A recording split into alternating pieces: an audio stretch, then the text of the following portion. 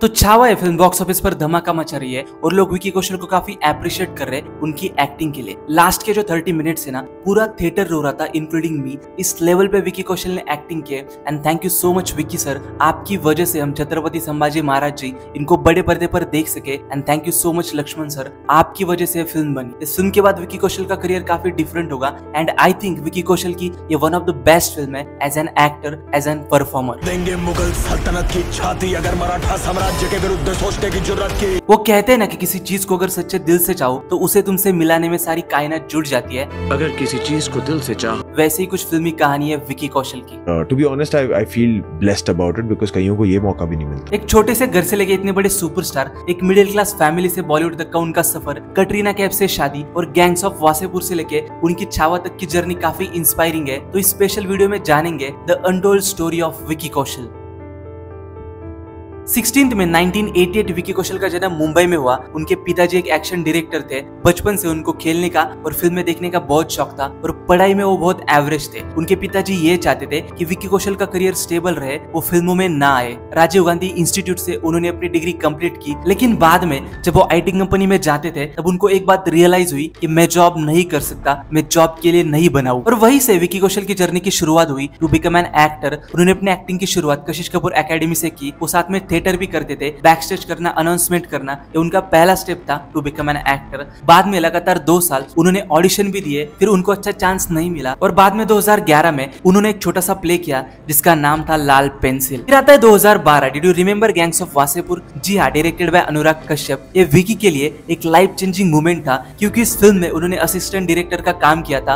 अनुराग sir ने भी actually शुरू में ये बोला नहीं था, वो कह रहे थे यार मेरे को पता नहीं मैं फिल्म बना रहा हूँ नहीं बना रहा हूँ। और साथ ही इस फिल्म में उन्होंने एक छोटा सा रोल भी किया था और गैंग्स ऑफ वासेपुर से विकी कौशल ने अपनी एक्टिंग करियर की शुरुआत की थी। बॉलीवुड में अपना पहला कदम रखा था। आपको विश्वास नहीं होगा लेकिन ये सच है। मैंने कहा सर मुझे एक्टिंग करनी है, मैं सीखना चाहता हूं। फिर उसी साल लव शब्द खुराना, इस फिल्म में भी उन्होंने एक छोटा सा रोल किया जो भी कश्यप प्रोडक्शन की फिल्म थी। और 2013 में उन्होंने एक शॉर्ट फिल्म की गीक आउट। फिर आता है 2015, the best year for Vicky Kaushal, क्योंकि इस साल उनकी मसाने फिल्म रिलीज हुई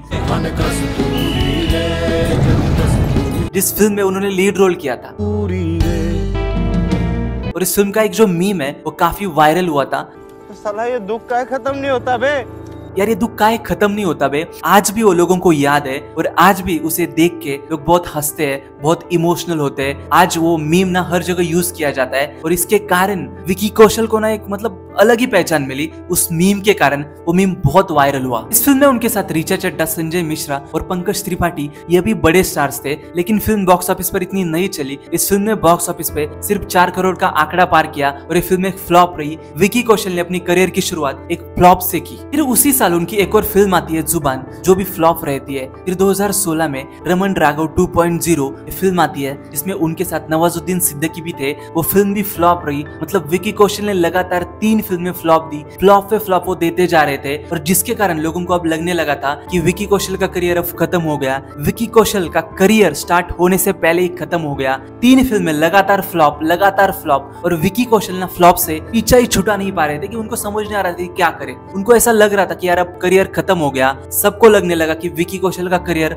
अब गया। 3 फिल्में करने के बाद भी विकी कौशल को कोई नहीं जानता था। विकी कौशल एक साइड कैरेक्टर थे। सबको ऐसे लगता था कि यार विकी कौशल में पोटेंशियल नहीं है, वो कुछ नहीं कर सकते, वो एक एवरेज एक्टर है, वो एक्टिंग नहीं कर सकते। 2018 एक ऐसा साल था, उस साल विकी कौशल की 1-2 नहीं बल्कि 5-5 फिल्में रिलीज हुई थी। लव पर स्क्वायर फुट, लव स्टोरीज मन मर्जिया और संजू, और उसमें से 3 फिल्मों में वो सपोर्टिंग रोल में थे, लीड रोल में नहीं थे। सिर्फ 2 फिल्मों में भी वो लीड रोल में थे, उसमें से सिर्फ संजू सुपरहिट रही। एक साल में 5 फिल्में रिलीज हुई और उसमें से सिर्फ 1 फिल्म चली संजू, जिसमें से विकी कौशल सपोर्टिंग रोल कर रहे थे। अब सोचिएगा कि विकी कौशल को कैसे लग रहा था कि यार मतलब मैं इतना कर रहा हूँ फिर भी कुछ नहीं हो रहा है, मुझ में कमी है या फिर स्टोरी अच्छी नहीं है, फिल्म अच्छी नहीं है। उनको समझ नहीं आ रहा था कि क्या करे एग्जैक्टली। 2018 तक उनकी जर्नी मतलब ऐसे डाउन चल रही थी। फिर आता है 2019 और उस साल उनकी एक और फिल्म रिलीज होती है, उरी द सर्जिकल स्ट्राइक। इस फिल्म में उन्होंने एक ऑफिसर की भूमिका निभाई थी, मेजर विहान सिंह शेरगिल, जो ऑडियंस को काफी पसंद आई। ऑडियंस को विकी कौशल ने काफी अप्रिशिएट किया और ऑडियंस को फिल्म भी काफी पसंद आई। इसके बाद विकी कौशल को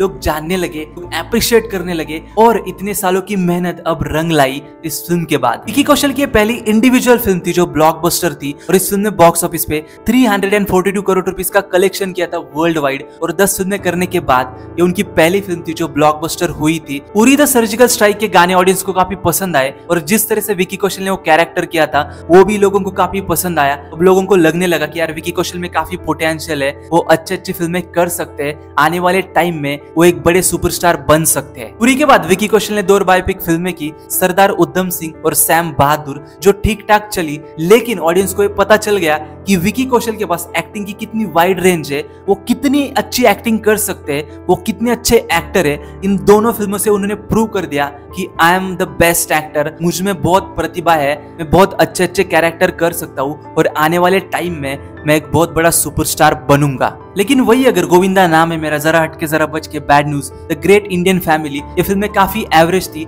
जिसके बाद विकी कौशल अगेन साइडलाइन हो गए। राजकुमार हिरानी सर के डंकी में भी वो शाहरुख खान के साथ नजर आए, लेकिन डंकी भी फ्लॉप रही। छावा की जो उनकी पहली फिल्म थी बैड न्यूज, वो ऑडियंस को बिल्कुल पसंद नहीं आई थी। उस फिल्म को ऑडियंस ने काफी क्रिटिसाइज किया था, ना उस फिल्म की स्टोरी पसंद आई थी, ना फिल्म पसंद आई थी, जिसके कारण ऐसे लगने लगा था कि यार विकी कौशल क्या कर रहे, वो कैसे फिल्में कर रहे। फिर आता है 2025 और छावा इस फिल्म का सबको बेसब्री से इंतजार था।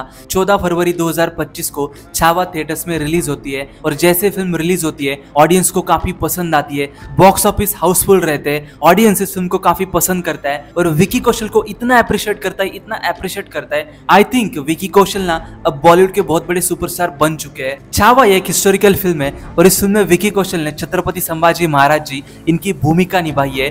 बहुत ही इमोशनल फिल्म है। जैसे फिल्म एंड होती है ऑडियंस बहुत इमोशनल होता है। लास्ट के 30 minutes was the peak of the film. आप बहुत इमोशनल होते हो और जिसके कारण ऑडियंस विकी कौशल से काफी कनेक्ट करता है और मुझे लगता है कि विकी कौशल को लोग इतना अप्रिशिएट कर रहे हैं, बहुत अप्रिशिएट कर रहे हैं और बॉलीवुड में अब आने वाले जो प्रोजेक्ट है, बड़े बड़े प्रोजेक्ट, उनमें विकी कौशल का नाम पक्का हो सकता है और बॉलीवुड के जो बड़े प्रोड्यूसर्स है, फिल्म मेकर्स है, वो भी विकी कौशल के पीछे भागेंगे। और मुझे ये लगता है कि 10 सालों के बाद विकी कौशल को जो एप्रिसिएशन मिलना चाहिए था वो फाइनली मिल चुका है। मतलब 10 सालों तक उन्होंने इतनी मेहनत की है, उन्होंने अपने आप को प्रूव किया है, उन्होंने प्रूव किया कि मैं बहुत वर्सटाइल एक्टर हूँ, मैं कौन से भी कैरेक्टर कर सकता हूँ, मुझ में वो पोटेंशियल है। तो मुझे लगता है छावा ये विकी कौशल के करियर की one of the best film है as an actor, as an performer और वो ऑडियंस को भी काफी पसंद आई। और मुझे लगता है इस फिल्म के बाद ना विकी कौशल का करियर काफी डिफरेंट होगा। 10 साल की उनकी जर्नी, मसान से लेके छावा तक विकी कौशल की जर्नी काफी इंस्पायरिंग है। मतलब वो एक इंजीनियर थे और वहां से लेके वो एक इतने बड़े सुपरस्टार बने बॉलीवुड के। उनके पिताजी एक्शन डायरेक्टर थे, बॉलीवुड में उनका कोई बैकबोन नहीं था, इतना बड़ा सपोर्ट नहीं था। इसके बावजूद भी विकी कौशल ने प्रूव कर दिया कि अगर किसी चीज को सच्चे दिल से चाहो तो उसे तुमसे मिलाने में सारी कायनात जुड़ जाती है। तो अगर आपको भी बहुत बड़ा एक्टर बनना है तो आप विकी कौशल से इंस्पिरेशन ले सकते हैं, आप विकी कौशल को अपना आइडॉल मान सकते हैं कि अगर आपको एक्टर बनना है तो हार्डवर्क करना पड़ेगा, आपको अपने आप को प्रूव करना पड़ेगा, फिर आपको कोई नहीं रोकेगा। तो आई think Vicky Kaushal is the inspiration for जो आने वाले जो एक्टर है, एस्पायरिंग एक्टर है, उनके लिए विकी कौशल एक बहुत बड़े आइडॉल है, इंस्पिरेशन है। सीखना चाहता हूँ और मुझे आप इंटर्न ही रख लो। मुझे नहीं पता कि विकी कौशल की जो आने वाली फिल्म है वो कैसी है और कैसी होने वाली है, लेकिन विकी कौशल से मुझे काफी एक्सपेक्टेशंस है कि वो अच्छा ही करेंगे एज एन एक्टर। उन्होंने अपने आप को प्रूव कर दिया। You know, with the way these last 10 years have gone, I actually have now consciously stopped thinking of it. And में मुझे एक बात बोलनी है कि विकी कौशल की इस जर्नी में उनके पिताजी का, उनके माताजी का, उनके भाई का और उनके पत्नी का, कटरीना कैफ का बहुत बड़ा हाथ है और साथ ही अनुराग कश्यप का, जिन्होंने विकी कौशल को पहली फिल्म दी एज एन असिस्टेंट डायरेक्टर और उस फिल्म में उन्होंने एक छोटा सा रोल किया था। सो हैट्स ऑफ, मतलब उनके फैमिली की वजह से और विकी कौशल के हार्डवर्क की वजह से विकी कौशल आज इस मुकाम पर खड़े हैं। 2010 से लेके 2025 तक उनकी जो 15 साल की जर्नी है वो काफी इंस्पायरिंग है। और अगर आपको भी एक्टर बनना है तो मेक श्योर आप उस जर्नी को फॉलो करें and please don't give up. आपके सपने आप ही पूरे कर पाएंगे और आपकी फैमिली के लिए आपको वो करना पड़ेगा। So thank you so much. If you like the video, please share and subscribe AJ Things। Thank you.